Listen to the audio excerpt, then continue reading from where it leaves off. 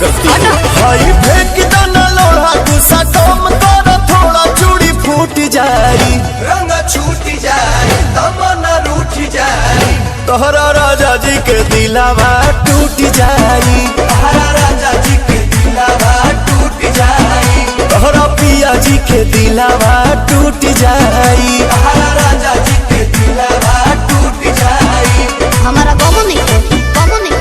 गमो नहीं।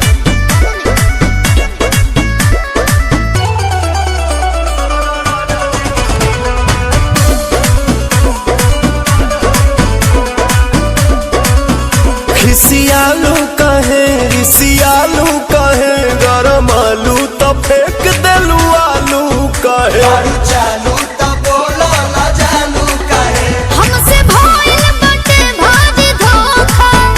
एही आलू के मिस देब चोखा बुझाई देबू नहीं खाए तका बोला हम कमाए चितर कूट जाए अरे दिल टूट खाए हैं? दिल बूट खाए अच्छा तोहरा राजा जी के दिलावा टूट जाई तोहरा राजा जी के दिलावा टूट जाए तोहरा बलम के दिलावा टूट जाई तोहरा राजा जी के दिलावा